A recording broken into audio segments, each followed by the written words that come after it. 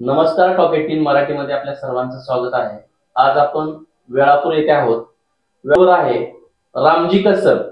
रामजी कश्यप हा खो खो मधला विश्वविजेता ठरलेला आहे आणि तो माळशिरस तालुक्यातील वेळापूर येथील आहोत. आणि तो कसा घडला, त्याचा प्रवास काय होता आणि त्याला कुणाचं मार्गदर्शन लाभलं, ह्याच्याबरोबर आपण ह्या विषय घेऊन आज आपण त्यांच्यावर चर्चा करणार आहोत. आज आपल्याबरोबर रामजी कश्यपचे गुरु सोमनाथ बनसोडे सर आहेत आणि स्वतः रामजी कश्यप पण आहेत. तर आज आपण पहिल्यांदा त्यांच्या रामजीच्या गुरुकडेच जाऊया की सर, काय सांगाल? वेळापूर बघितलं तर तसं ग्रामीण भागच आहे आणि आम्हाला असं कळतंय की रामजी हा मूळचा उत्तर प्रदेश मधला आहे आणि तो वेळापूरमध्ये कामासाठी त्याचे वडील आले आणि तदनंतरचा प्रवास, तुमचं मार्गदर्शन, काय सांगाल रामजीबद्दल? रामजीला तुम्ही कसं घडवलं? एवढ्या मोठ्या जगाच्या स्टेजवर नेऊन तुम्ही सोडलं. कसा प्रवास होता तो? खऱ्या अर्थानं जर बघितलं तर खो खो हे गाव दोन गोष्टीसाठी जास्त चर्चेत असते. एक अर्धनारेश्वराचं मंदिर जे जगात कुठंच नाही, ते वेळापूरमध्ये आहे. आणि दुसरं खो खो. खो खो या खेळासाठी वेळापूर हे महाराष्ट्रभर, देशभर गाजलं जातं.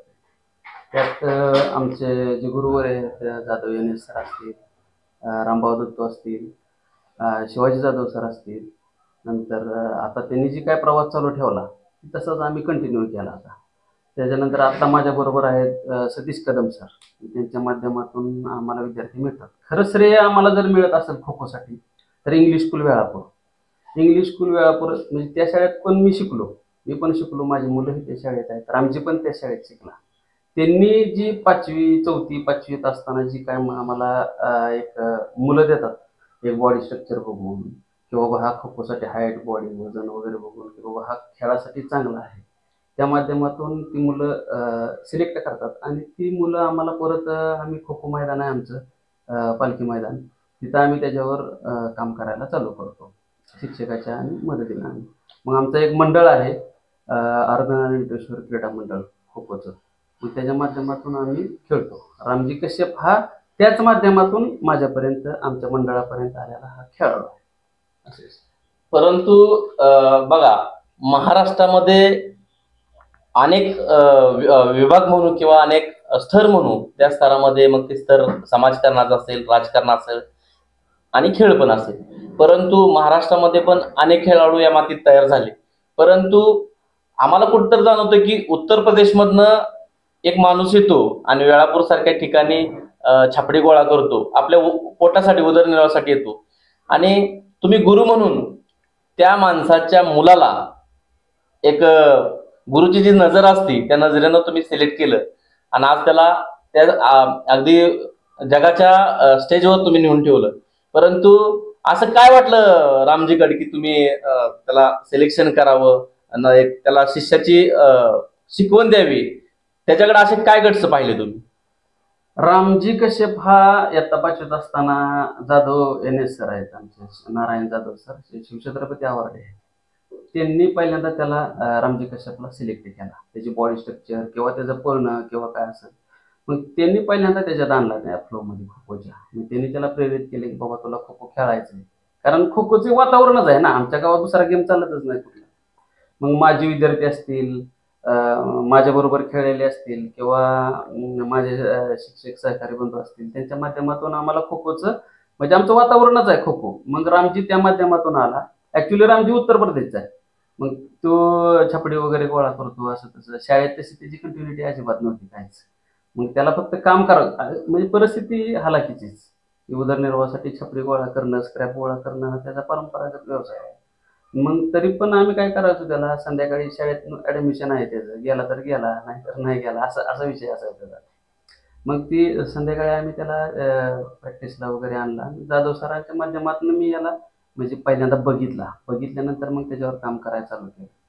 तर काम करत असताना त्याचं जे टॅलेंट आहे तो भरतच गेला ना, दिवसेंदिवस असं कळायला आम्हाला. आणि जे सिनियर प्लेअर पण होते त्याला मार्गदर्शन करायसाठी, एक कोच काय करतो, एक कोच त्याच्या जीवनातले एक अनुभव शेअर करत असतो.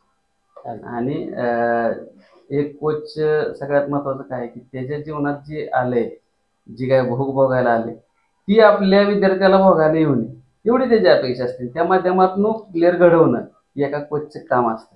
तसंच रामजी बाबा त्याची परिस्थिती हलाखीची, मग त्याला आम्ही सगळ्यांनी सपोर्ट केला.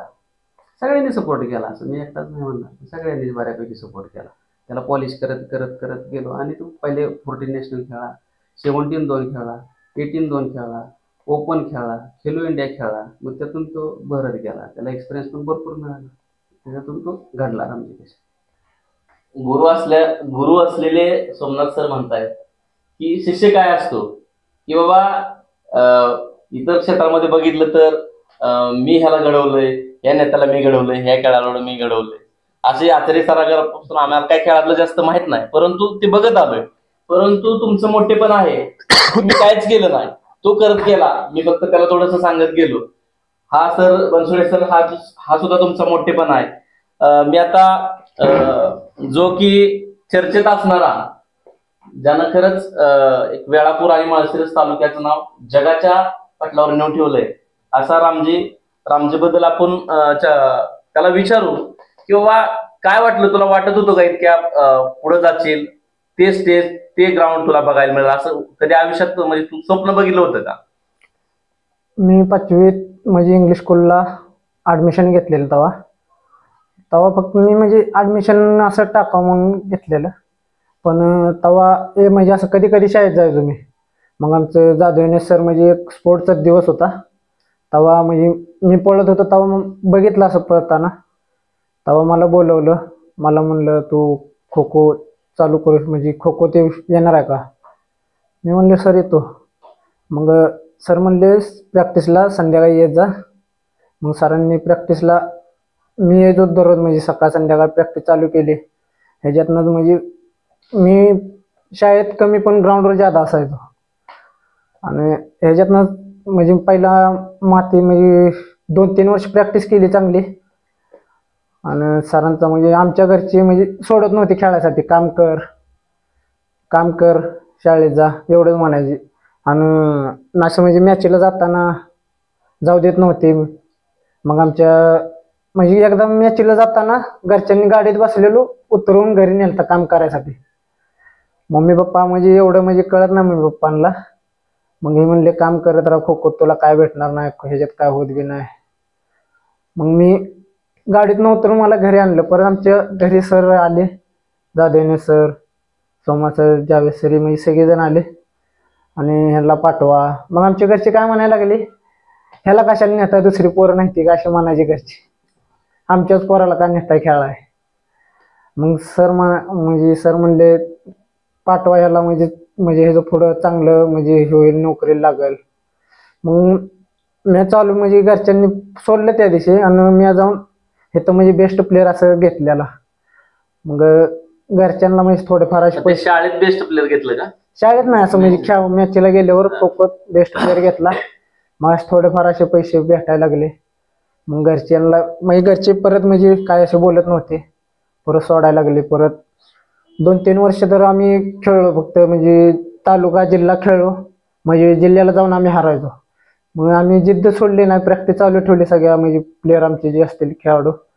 मग आम्ही परत एकदा निवड झाली स्टेटच्या टीममध्ये. मग ह्याच्यात आम्ही स्टेटला गेलो, इथं आमचा 4थी प्लेस बसली. मग इथं माझी निवड झाली नॅशनलसाठी, 14 नॅशनल नाशिकला झाली. इथं निवड झाली. मग इथनं म्हणजे माझ्याकडं म्हणजे पहिला मी जाऊन माझी 14ला नॅशनल निवड झाली. माझ्याकडं तिकीटसाठी, माझ्याकडे शूज घ्यायसाठी पैसे नव्हते. तेव्हा मला भरपूर सरांनी सपोर्ट केला, म्हणजे जायसाठी पैसेही नव्हते, तेव्हा म्हणजे भरपूर सपोर्ट केला. मग सरांनी मला सपोर्ट करत राहिले आणि मी माझा गेम धावत राहिलो सगळ्यांना.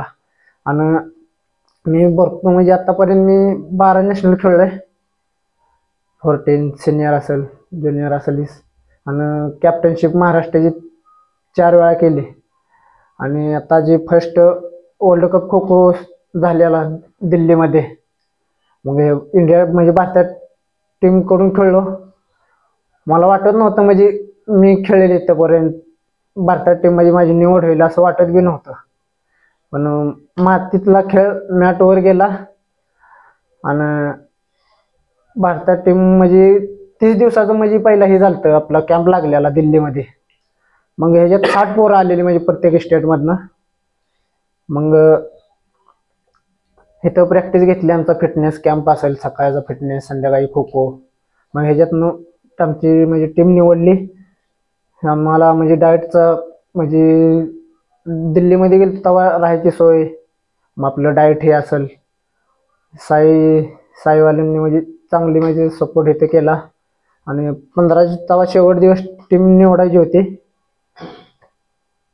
तेव्हा म्हणजे धगधग होत होते, असे होईल का नाही होईल का नाही. पण टीममध्ये नाव आलं तेव्हा लय म्हणजे असं भारी झालं. मी टीममध्ये नाव म्हणजे झाल्या सरांना कॉल केला, सोमा सरांना केला, दानिला सरांना, म्हणजे टीममध्ये सिलेक्ट झाले इंडियाच्या. भारी वाटलं. तुझा प्रवास तू शेअर केला, परंतु या प्रवासामध्ये या खेळाच्या गाव पातळीपासून ते राज्य, राष्ट्रीय आणि आंतरराष्ट्रीय स्तरापर्यंत तू पोहोचला. या प्रवासामध्ये आता सरांनी बनसोडे सरांनी सांगितलं, जाधव सर वगैरे तुम्ही नावं घेतली, परंतु हे करत असताना नक्कीच कुटुंबाचं पाठबळ लागतं, आर्थिक रसद लागते. अशा आर्थिक पैशाची वगैरे अडचण आली आणि ह्या अडचणी कुणी सोडवल्या? पैशाची अडचण म्हणजे येत होती आपलं म्हणजे सोमासर असल्यामुळे अडचण म्हणजे सोमासर तेव्हापासून म्हणजे हे झाले, तेव्हापासून म्हणजे अडचण आलीच नाही मला. बघा कसं आहे, एखादा हिरा असतो आणि तो चमकत असतो, पण तो घरात किंवा कुठेतरी एका ठिकाणी चमकण्यापेक्षा त्याला एखाद्या चांगल्या ठिकाणी म्हणजे ज्याला बघणाऱ्यांची संख्या जास्त असते तिथं नेण्याचं, त्या हिऱ्याला नेण्याचं काम बनसोडे सरांच्या माध्यमातून कश्यपचं झालं. कश्यप हा खरंच आमच्या माळशिरस तालुक्याचा हिरा आहे, तो महाराष्ट्राचा, देशाचा हिरा आहे. हे करत असताना सगळ्या सरांनी, जाधव सरांनी, बनसोडे सरांनी मार्गदर्शन केलं. पुढं काय वाटतं की वडील उत्तर प्रदेशचे, इकडे तुम्ही वडील छापडीचा व्यवसाय करायसाठी आले, आणि असं कधी मनात वाटलं होतं का की मी आंतरराष्ट्रीय स्तरावरचा खेळाडू होईन, खो खोचा विश्वकप घेऊन येईन, असं कधी मनात वाटलं होतं का? तुमचं घर वगैरे, घराचं वर्ण, तुमचं घरची सगळी मला प्रोफाईल सांगाय ह्याच्यामध्ये. पहिला म्हणजे मी तर वेळापूरमध्ये आलतो तेव्हा आम्ही भाड्यानं राहत होतो चौकात. परत इथं म्हणजे जागा म्हणजे जागा आम्हाला म्हणजे इथनं भाडे म्हणजे काढलं. आमचा व्यवसाय छापडीचा होता, आम्हाला जागा ज्यादा लागायची म्हणजे छापडी गोळा करायसाठी. तेव्हा आम्हाला काढला इथनं, म्हणजे आम्ही जिथं भाड्यानं राहत होतो म्हणले तुम्हाला लय जागा लागते, आम्ही इथं काय राहायचं नाही. मग आम्ही दुसरीकडे राहिलो, म्हणजे असं रस्त्यावर म्हणजे हे केलं आपलं बायनाथ नगरमध्ये. मग रस्त्यावर आम्ही छापडीचं घर बांधलेलं, इथंच राहत होतो. आताच्या येणाऱ्या नवीन तरुण पिढीला रामजी कश्यप हा खूप मोठी प्रेरणा आहे, खूप मोठे इन्स्पिरेशन आहे. मुलं सांगतात की आम्हाला शाळेला जायला गाडी नाही, पायात चांगले ब्रँडेड शूज नाहीत, चप्पल नाही. बघा, रामजी कश्यपचे वडील उत्तर प्रदेशमधून येतात आणि मेहनत म्हणजे कुणाची मेहरबानगी नाही की बाबा ह्यानं हे पैसे दिले, कुठल्या मोठ्या राजकीय पुढाऱ्यांनी मदत केली, असं न होता की गुरूंचं ऐकत गेला आणि आई वडिलांच्या आशीर्वादानं, त्यांच्या मेहनतीवर आलेल्या संधीचं तो सोनं करत गेला. आणि कसं प्रत्येक माणसाकडे एक क्वालिटी असती, संधी असती, ती संधी त्याला योग्य वेळ मिळत गेली. आदरणीय सगळ्या सरांचं त्याला मार्गदर्शन मिळत गेलं आणि आज तो खेळामध्ये, खो खो मध्ये खूप चांगल्या पद्धतीनं चमकतोय. तुझा प्रवास नक्कीच देदीप्यमान आहे, आमच्यासारख्यासाठी सुद्धा प्रेरणादायी आहे, थक्क करणार आहे. आंतरराष्ट्रीय खेळाडू रामजी कश्यप हा खरं तर अतिशय प्रतिकूल परिस्थितीवर मात करून आज आंतरराष्ट्रीय खेळाडू झाला. नक्कीच इथल्या सगळ्या तरुण विद्यार्थ्यांना आणि जी परिस्थितीचं सोंग करणारी जी मुलं आहेत आजची, त्यांच्यासाठी खूप मोठी चपराक आहे. आज आपण रामजीचे गुरु आदरणीय सोमनाथ बनसोडे सरांना आपण विचारू की त्याचा प्रवास, त्याची परिस्थिती, त्याच्या वडिलांचं सगळी प्रोफाईल हे पाहता तुम्ही त्याच्यासाठी खरंच म्हणजे गुरुपेक्षा जर वरची एखादी उपाधी असेल तर ती तुम्हाला द्यायला काहीच हरकत नाही. आज छापडी गोळा करणाऱ्याचा मुलगा एवढ्या स्टेजवर तुम्ही नेऊन सोडलाय. कसं म्हणजे त्याच्या प्रवासाबद्दल किंवा नवीन तुमचे जे आता येणारे विद्यार्थी आहेत खेळामध्ये, ज्यांना करिअर करायचं आहे, अशा नवीन खेळाडूंना तुम्ही काय सल्ला द्याल किंवा काय संदेश द्याल? कसं आहे, वेळापूर हे अतिशय खेडेगाव आहे. म्हणजे असं काय मोठी नगरपंचायत नाही किंवा तालुका लेवलचं नाही. मुलं ही गरीबच आहे ती सगळी आमच्याकडची. मग मुलगा आम्ही चॉईस त्याची परिस्थिती बघून करत नाही. मुलगा आम्ही चॉईस त्याचं बॉडी स्ट्रक्चर, त्याची स्प्रिंट काय आहे, तो खेळात हे करतो का बाबा, कुठपर्यंत जाईल हे आम्हाला समजतं बऱ्यापैकी. मग नंतर जाऊन त्याच्या पालकाला बोलवणं, बाबा असं असं आहे, आम्ही करतोय काम, ह्याच्यावर तुमचा सपोर्ट पाहिजे, असं तसं आहे. रामजी सुद्धा तसाच. रामजीचं यशाचं मागचं जे काय श्रेय असेल तर मी 100% एक 3-4 गोष्टी आहेत माझ्याकडे, मी त्याच्यात नोटीस केलेल्या आहेत. एक सगळ्यात महत्त्वाचं म्हणजे त्याच्याकडे कंटिन्युटी जास्त आहे खेळाच्या बाबतीत. 2 नंबर म्हणजे सातत्य, भरपूर सातत्य आहे. 2 नंबर त्याची रेस्ट भरपूर घेतो तो. 3 नंबर गोष्ट काय आहे की त्याचं जे डाएट आहे जे आहे ना ते घेतो तो. असं काय त्याला म्हणजे हाय डाएट आपण घेऊ शकत नाही ना, म्हणजे आपल्याला ते उपलब्धच होऊ शकत नाही. जे आहे ना त्याच्यात समाधान मानलं पाहिजे मुलांनी. आणि प्रामाणिक कष्ट सगळ्यात महत्त्वाचं. रामजीचं प्रामाणिक जी कष्ट आहे ना ती त्याला तिथपर्यंत घेऊन गेले. आणि त्याच्याकडे बघण्याचा दृष्टिकोन, तुम्ही असाल म्हणजे आमचे गावकरी असतील किंवा इतर म्हणजे कुठलाही खेळ जर असला तर लोकाश्रय आणि राजश्रय असल्याशिवाय पुढे जात नाही, बरोबर की नाही. मग त्यातलाच कसं आहे की बाबा रामजी ही ह्याला सगळ्या लोकांनी नोटीस केला आणि त्याच्याकडे बघण्याचा दृष्टिकोन सहानुभूतीचा ठेवला. त्याच्यामुळं अगदी राज्य संघटना असेल आमची, आमचा क्लब असेल, आमची काय नेते मंडळी आहे, आमचं जे काय चाललेलं हे सगळं म्हणजे जी काय यंत्रणा आहे त्याला सपोर्ट आहेच की आम्हाला. म्हणजे सगळ्या लोकांचा सपोर्ट आहे, आमच्या गावाचा सपोर्ट आहे, माझे मित्र लोक आहेत ते सगळे मला सपोर्ट करतात त्या बाबतीत. मग सांगायचा उद्देश काय आहे की आहार असल्यावर किंवा तुमच्याकडे ते प्रॉपर टी-शर्ट, ट्रॅक पॅन्ट, शूजच असल्यावर प्लेअर घडतो, अजिबात नाही असं. तुमच्याकडे तर त्या खेळाविषयी प्रामाणिकपणा असेल, तुम्हाला जर काय करायचं असेल, त्याच्या खेळाडूपेक्षा त्याचा वडील त्याचा पालक जे असते ना त्यांनी जास्त खेळणं महत्त्वाचं आहे, की त्यांनी जास्त इन्व्हॉल्व्ह होणं महत्त्वाचं आहे. रामजीचं नशीब आहे की रामजी म्हणजे माझ्या मुलासारखाच आहे. रामजी आता पण माझ्याच घरी असतो. तुम्हाला सांगायचं म्हणजे त्याचं खाणं, डाएट पिएट हे ते सगळं आम्ही बघतोच बऱ्यापैकी, सगळे त्याला सपोर्ट करतातच. आम्हाला असं वाटतंच की बाबा थोडंफार चुकीचं झालं काय झालं तर आम्ही त्याला सांगतो आणि ते ऐकतो. अतिशय प्रामाणिकपणा म्हणजे प्रामाणिक कष्ट ज्याला म्हणतात का नाही त्याचं दुसरं नाव म्हणजे रामजी कश्यप असं आहे. मग त्यातनं ती पुढं गेला. दुसरी गोष्ट काय की जी काय आपली गरीब मुलं आहे ती जे आपल्या सर्वसाधारण कुटुंबात नाही त्यात किंवा त्यांचं असं मत असतं की आमच्याकडं म्हणजे हे सगळ्यात महत्त्वाचं काय, मुलाला कळत नसतं ह्या सगळ्या गोष्टी. मी गरीब आहे, मी लय श्रीमंत पाहिजे, बारक्या मुलाला काय कळणार आहे. ही कळायला पाहिजे पालकाला. त्याच्या पालकाला जर समजलं ना परिस्थिती काय नसते, त्याला फक्त खेळ आहे, त्याच्यात प्रामाणिकपणा कंटिन्युटी ठेवली ना तर होऊन जातं काम. आणि डाएटच हेच पाहिजे असं काय नसतंय, जे काय आहे याच्यात भरपूर घेतलं की होऊन जातं काम, असं काय नाही. मग खो खो ही अतिशय स्वस्त खेळ आहे की त्याला लय मोठी इक्विपमेंट लागतात, लय खर्चिक खेळ आहे, असं काय नाही. 2 पोल असले की संपला विषय. त्याला काय फक्त त्याला घेऊन यायचं आहे, त्याला सोडायचं आहे, त्याला सपोर्ट करायचा आहे, त्याला बाकीच्या गोष्टीकडे लक्ष द्यायचं आहे, त्यातून प्लेअर घडत जातो असं आहे. तर तरीही आपल्या ग्रामीण भागातल्या पोरांची विद्यार्थ्यांची ही समस्या आहे किंवा त्यांच्या मनामध्ये एक फेक प्रश्न आहे की नाही आम्हाला असं पाहिजे, घरून सपोर्ट मिळत नाही, आमचे वडील टायमिंगला आम्हाला साहित्य पुरवत नाही, असं बरेच आम्ही ऐकतो बघतो. आता वावरतो ना सगळ्या लोकांमध्ये इतरत्र फिरत असताना त्या पोरांना जर विचारलं बाबा काय करतोय, कामधंदा काय करतोय, तर अशा पोरांना नक्कीच रामजीपासून प्रेरणा घ्यायला पाहिजे 100% घ्यायला पाहिजे. कसं आहे माहिती आहे का, म्हणजे मी आता तुम्हाला सांगतोय की मुलांच्या हातात काय नसतंय. मुलगा फक्त पॉलिश करणं एका कोचचं काम असतंय, त्याला व्यवस्थित मार्गदर्शन करणं, त्याच्याकडनं करून घेणं सकाळ दुपार संध्याकाळ. त्याला चांगला कोच पाहिजे. म्हणजे खेळ कोणताही असला तरी त्या खेळाचं वातावरण त्या गावात असणं गरजेचं. आता वेळापूर ह्या गावात आमचं वातावरण आहे खो खोचं, तुम्ही तिकडे आरणला गेला तर तिथं धनुर्विद्याचं वातावरण आहे. असं ज्या त्या भागात वेगवेगळं आहे. तिथं एक प्रॉपर कोच असणं, प्रॉपर मार्गदर्शन असणं आणि या सगळ्या गोष्टीवर खूप अवलंबून आहे. असं नसतंय की पालकाला समजायला पाहिजे ऍक्च्युली की पालकानं जर ठरवलं की माझ्या पोराला घडवायचंय मग तो घडणारच ना, त्याचा सपोर्ट पाहिजे. मग त्याला हेच म्हणजे मुलं जर सांगत असतील तुम्हाला असं की मुलगा एक बारक्या 5वी 6वी 7वीच्या पोराला काय समजणार आहे.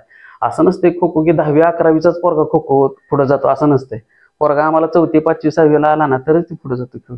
असं त्याचं फुटवर्क आम्ही तिथं जजमेंट तिथं बसवत असतो, तिथून पुढे येत असतो असं काय. आता भविष्यात होणाऱ्या जगात स्पर्धा असणार आहे त्या अशा स्पर्धांसाठी रामजी कश्यप सारखे असे काय हिरे सिलेक्ट केलेत का भविष्यासाठी तुम्ही? हो, आमच्या ग्राउंडवर भरपूर आमच्यासारखे भरपूर प्लेयर आहेत आता सध्या बघितलं तर.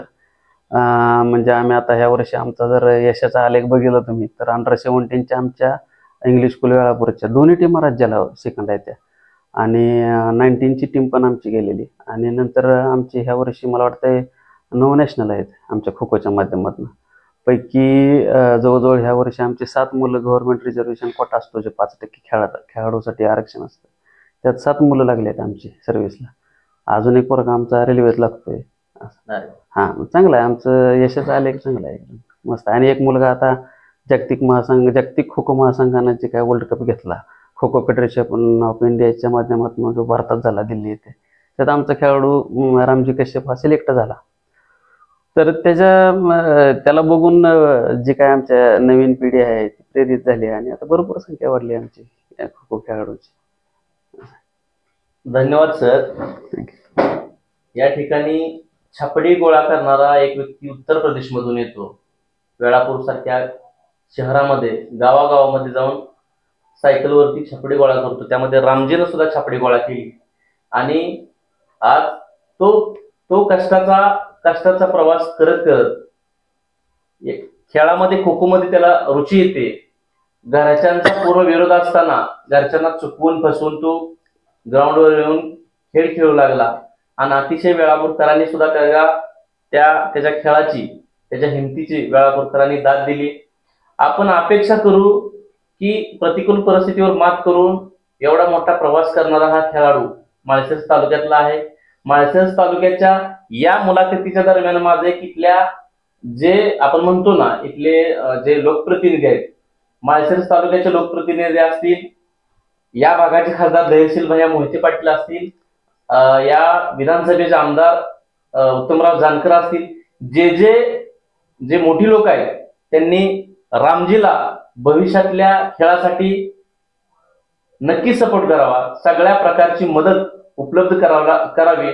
माळशिरस तालुक्यातून जे सामाजिक राजकीय कला आणि सगळ्या चळवळीमध्ये जे कार्य करणारे कार्यकर्ते आहेत ते नक्की रामजीच्या पाठीमागं उभा राहतील, हा आशावाद आपण या आजच्या छोट्याशा मुलाखती दरम्यान व्यक्त करतो. भविष्यातल्या प्रत्येक लढाईसाठी, भविष्यातल्या प्रत्येक खेळासाठी टॉक 18 मराठीच्या प्रेक्षकांच्या वतीनं, टॉक 18 मराठीच्या परिवाराच्या वतीनं रामजी कश्यपला आणि आदरणीय बनसोडे सरांना आणि त्यांच्या पूर्ण टीमला शुभेच्छा देतो. या ठिकाणी अतिशय चांगल्या पद्धतीनं रामजीनं आपल्या बरोबर बोलला. सरांनी दिलखुलास उत्तर दिली. आपल्या बरोबर रिपाईचे तालुकाध्यक्ष मिलिंद सरतापे हे पण होते. युवक नेते प्रदीप सरवदे यांच्या सहवासात आज रामजीची थोडक्यात मुलाखत घेता आली. भविष्यात खेळामध्ये तो नक्कीच चमकेल, आणि त्यावेळेस आपण वेळोवेळी रामजी बरोबर राहू. धन्यवाद.